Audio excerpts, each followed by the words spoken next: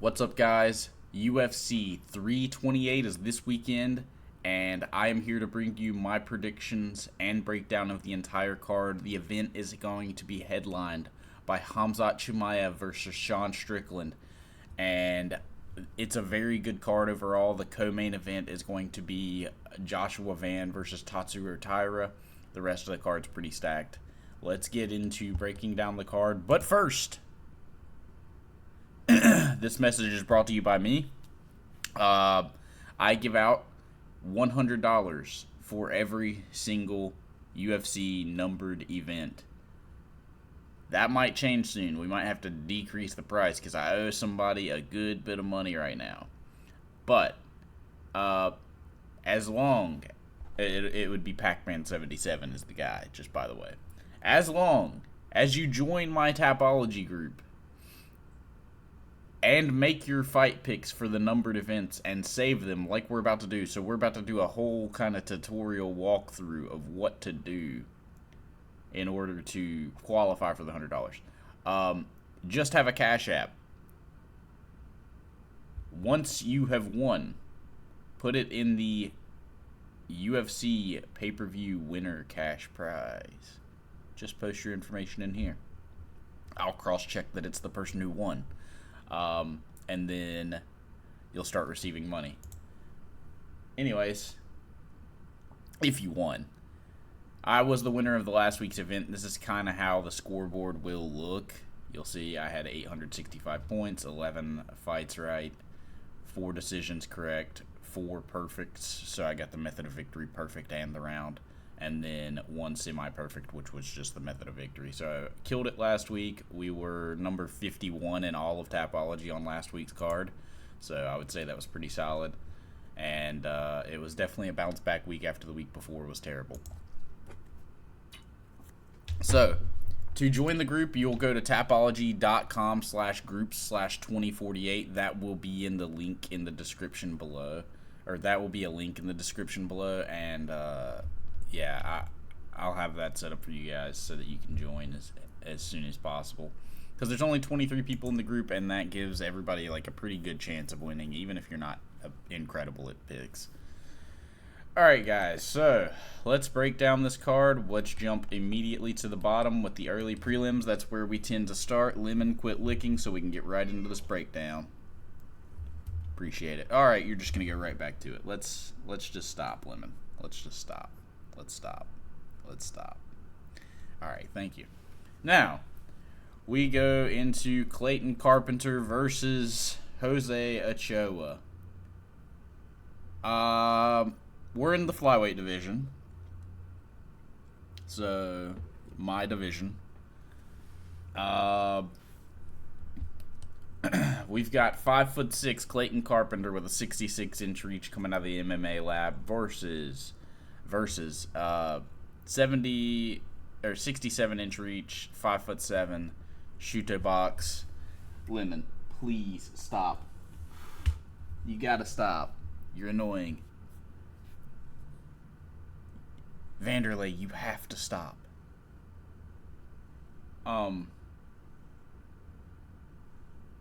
We've got Clayton Carpenter versus Jose Ochoa. I feel like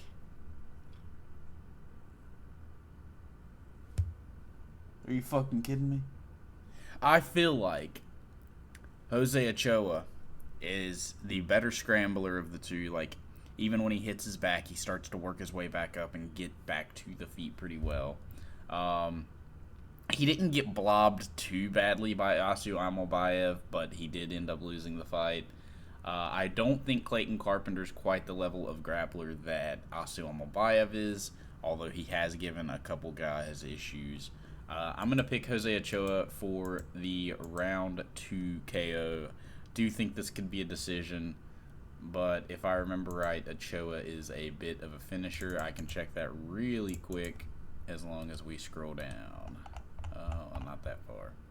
Jose Ochoa tends to win his fights by KO, TKO. He has won all 7 wins by TKO, KO, and 1 win by submission. I'm going to be picking TKO victory here for Jose Ochoa. He's going to get it down in round number 2, I believe. That also being the round that he finishes most of his opponents. Moving on to Baisingar Susurkayev versus Jordan Santos. The J is silent, or the D is silent, like in Django. Baisingar Susurkayev, there's not a single silent letter in there, and because of that, I'm going to be picking Baisingar Susurkayev. Now, the question is, does he finish Jordan Santos? Because we did finish our last few opponents. And if he finishes, what by? I'm going to pick round 2 for the finish, because I do think Ozzy Diaz is tough. And if I remember right, it took him till round 2 to get Eric Nolan out of there and Eric McConaughey. So maybe he has like an Eric issue, if you will.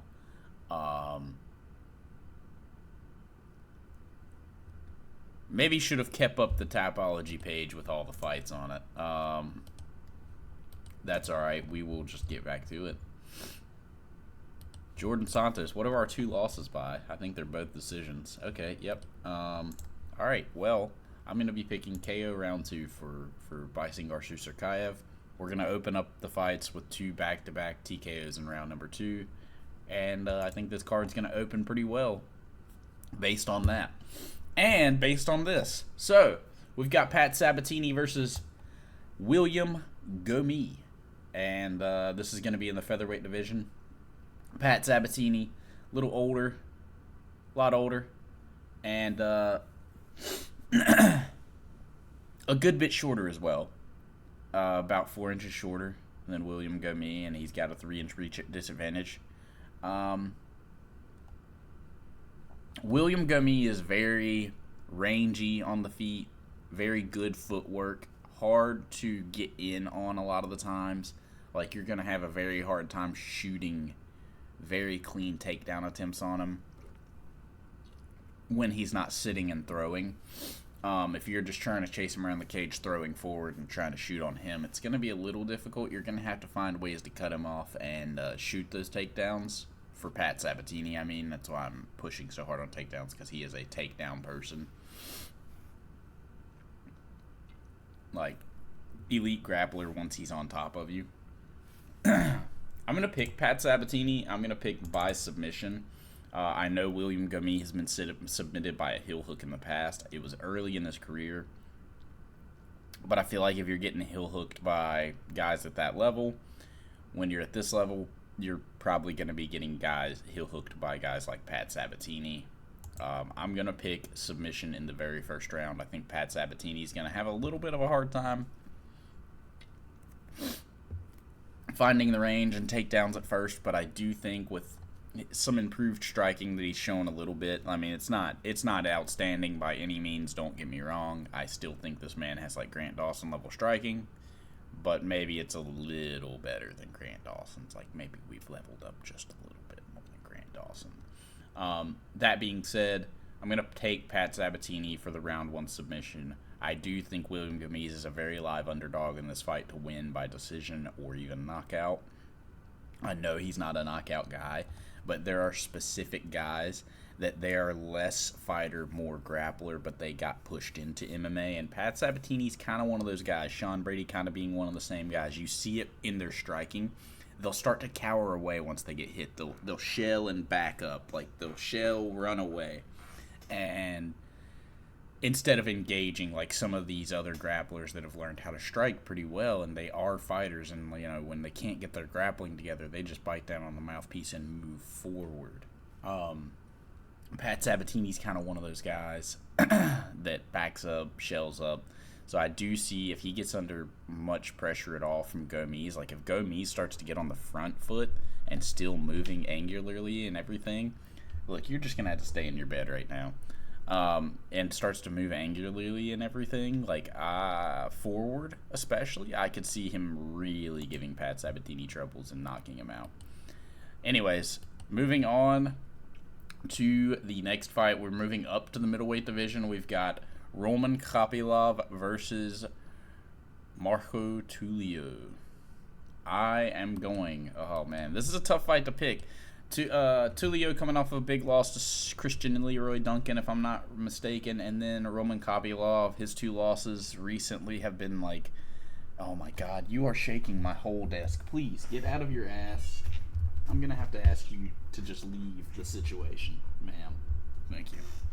Anyways, so Tulio coming off of a loss to Christian Leroy Duncan. The last loss for Kopylov was Paulo Costa, and then Gregory Rodriguez, then Paulo Costa before that. So it looks like here lately, the big ugliness to Roman Kopylov's games has been striking Brazilians. And I'm going to pick another striking Brazilian to get the job done. If Gregory Rodriguez and Christian Leroy Duncan aren't finishing you, I don't think Marco Tulio is. So I'm going to pick Marco Tulio by unanimous decision. I think that this is going to be a banger of a fight, though. Don't get me wrong. Like, I think this is heat. Speaking of heat, we got old men. 2 unks.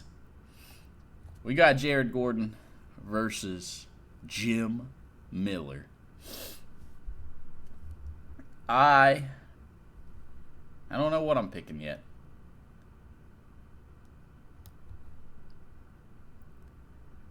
Yeah, I mean, it's been unk knockout season for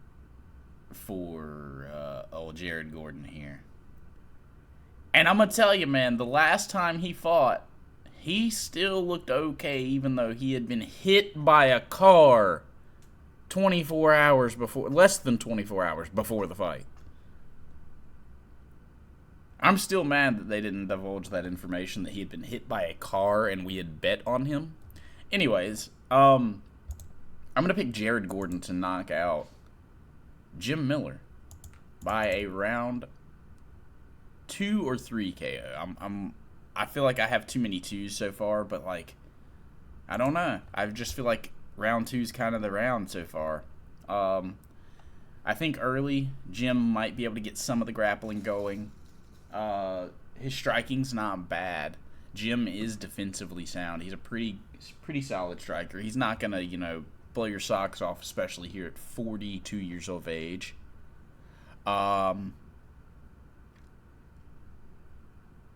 But he's good. I just have Flash Gordon winning by knockout. I do think he's going to land some solid shots. His left hook's kind of dangerous. He's a lightweight Alex Pereira.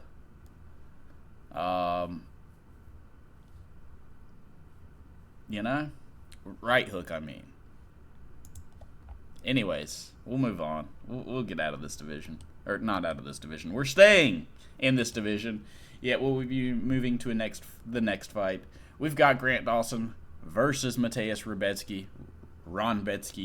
Rebecki. However, this is pronounced. But it's Mateusz Rebecki. There's a lot of red in Rebecki's record lately.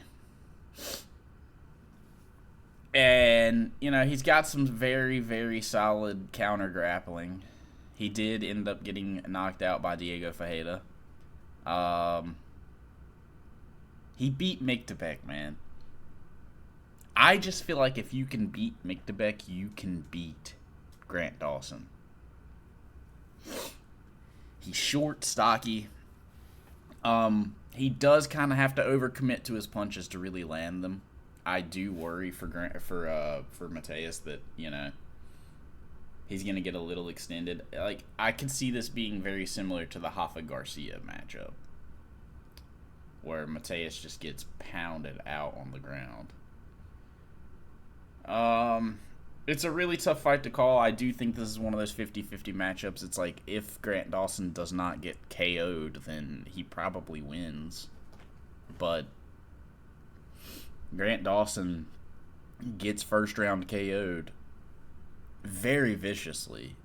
So I'm going to go with the underdog here. I think that he's got a real solid chance. I'm mainly picking him for the underdog's shot here. I am very 50-50 on this fight. I do not want to settle on a specific side. I do think Grant Dawson, as of recently, through the wars that Rebetsky's had to go through, is a little more reliable. But Grant Dawson doesn't really have the pop power to, like, drag Rebetsky into one of those wars that he loses. So I think Rebetsky's going to be able to maybe stop the takedowns early and thud him up, or just land before he even takes him down, because that has been a thing that Grant Dawson has been notorious for, because he gets KO'd before he even shoots. I'm taking Rebetsky by KO round number 1, but Dawson by ground and pound or by decision is very, very live for this fight. Moving on to a former lightweight, and a heavyweight has now jumped back up onto our desk. We've got Joel Alvarez versus Yaroslav Amosov. A tough fight yet again to call. I'm glad this card has some very tough fights to call. But I'm going to go with the UFC veteran here. I know that Yaroslav Amosov competed at a very high level in Bellator and PFL and was a champion, if I'm not mistaken, over there. I know he lost to Jason Jackson as his loss. I feel like with lighter man skill still prevailing, we still have a few fights before Joel Alvarez is officially a welterweight. I'm going to be taking Joel Alvarez by round 2 KO. I mean, I've got a lot of finishes on this card so far, so I do have a feeling we'll be going to decision somewhere throughout this, card, where it's been more of a where I'm wrong and then just not getting my methods of victory right. Anyways, I've got Yaroslav Amosov losing by KO. I don't think he's going to be able to get the grappling off. Early on against Magny, he was kind of struggling to get it going, and I think if you're doing that against Joel Alvarez, you might get finished.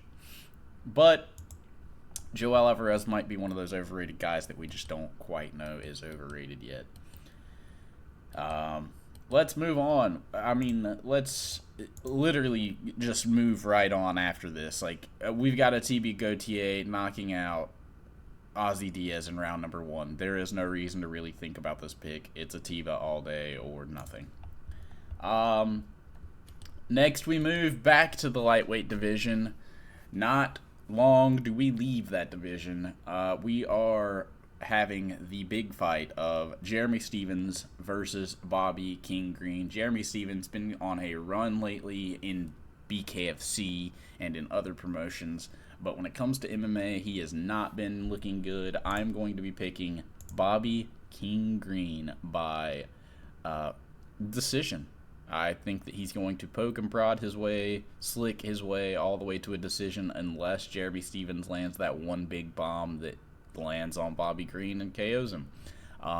That's the only way Jeremy really has a good chance of winning, and he really has not been landing those shots like that lately, so I just don't think he lands it. I'm going to be picking Bobby Green, like I said, to win by unanimous decision. Next, we move to back to the welterweight division.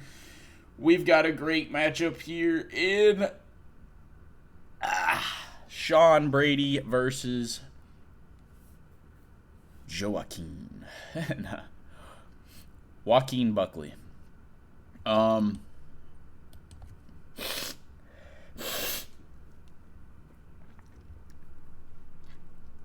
Gross, right? Anyways, I think, man, this is the Sabatini versus what's his name fight all over again. Sabatini versus where is it? Jesus.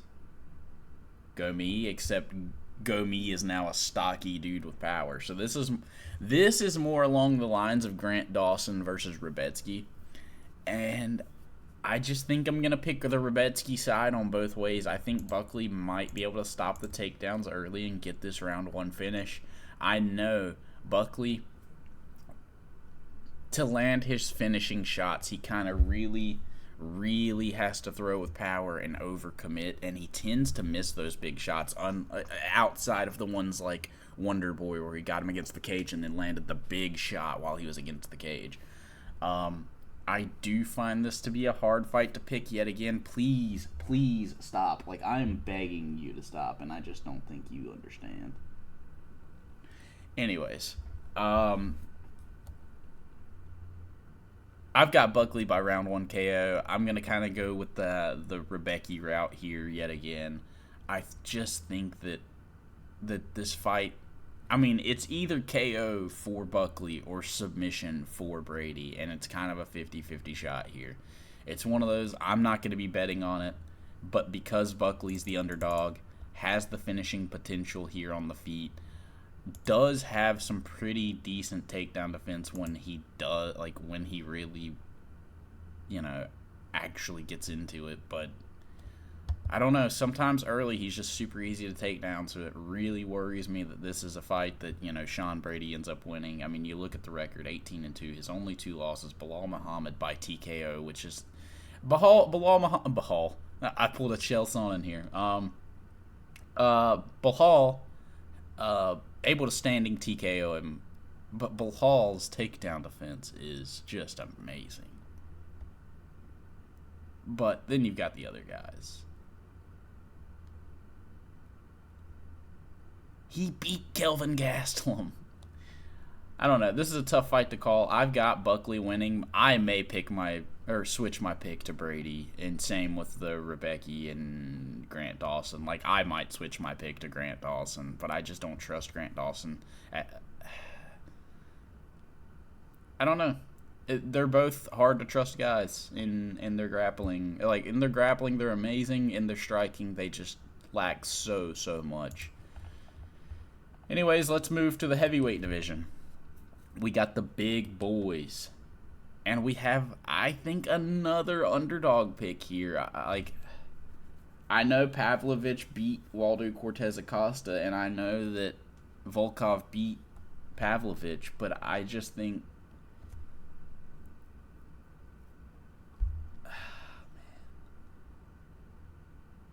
something in my head's really telling me that Waldo Cortez Acosta wins this.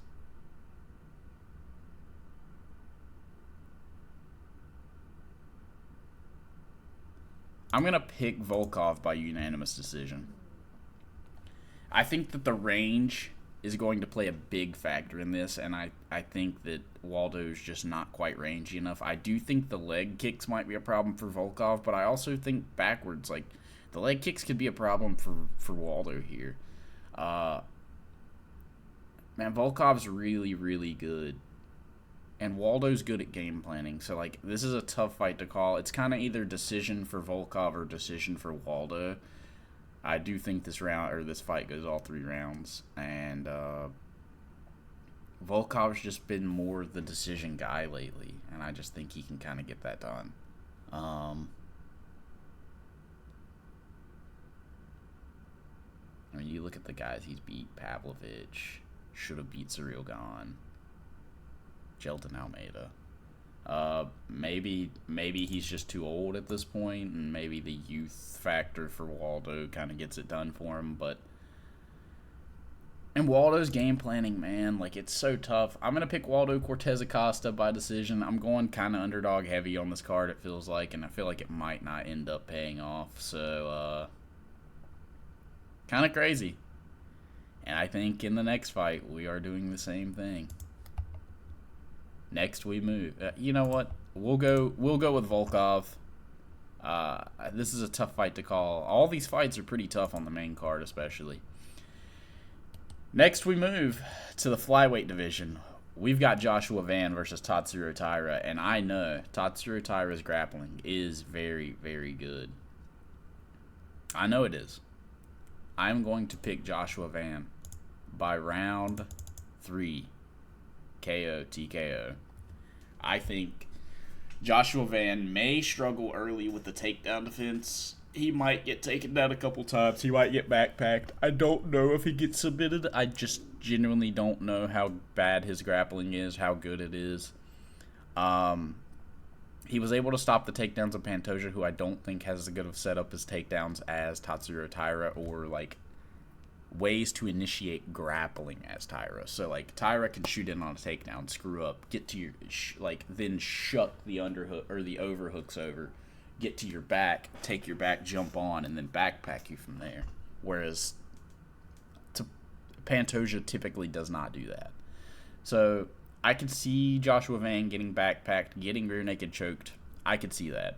But I also see him stopping the takedowns, not allowing the scrambles, like scrambling to the point where he kind of matches the scrambles of Taira, and then tiring out Taira, landing good strikes, body shots,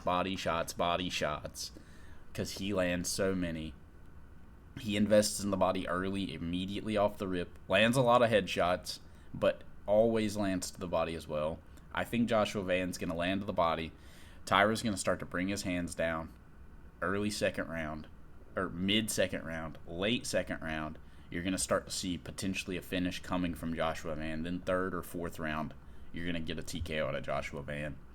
I think it's crazy that he's the underdog in this fight. It's silly that the champion is the underdog when you know his upcoming has been so good. Like, he has beaten everybody outside of Charles Johnson on his way to this, and it's been awesome to see.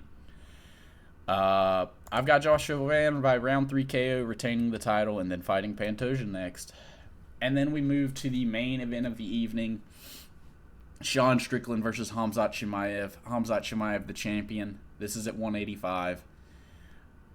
Look, this fight goes two ways. Khamzat either takes him down and submits him because he tries to get back up and screws up, or Khamzat takes him down over and over.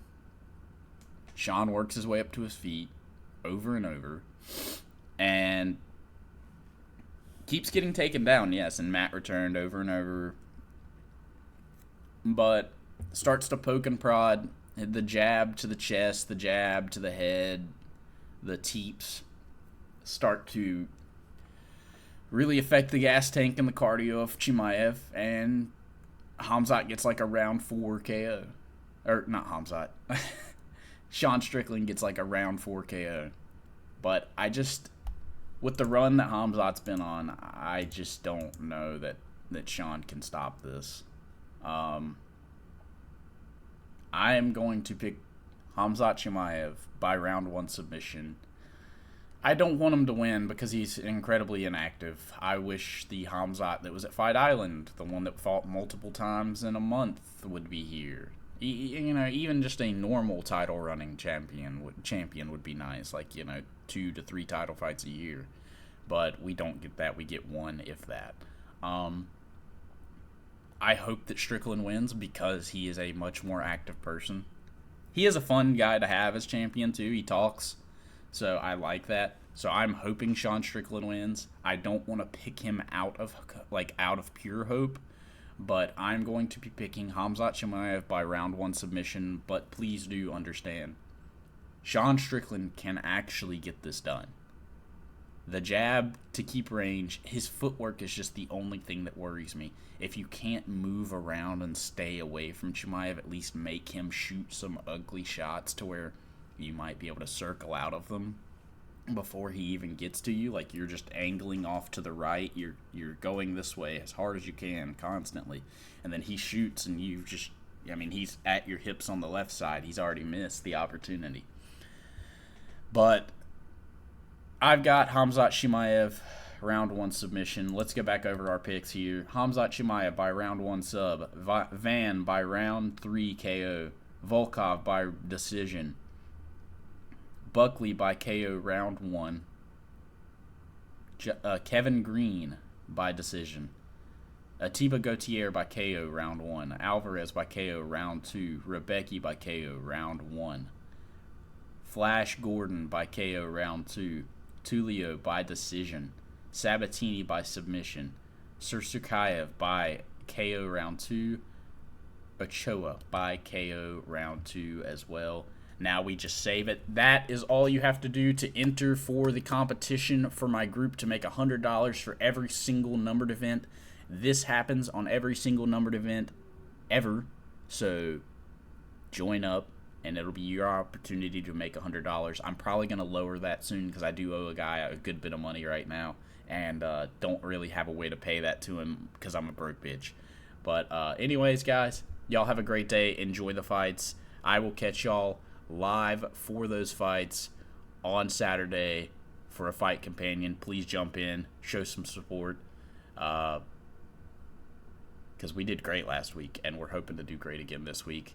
I will see you guys for Saturday. Bye.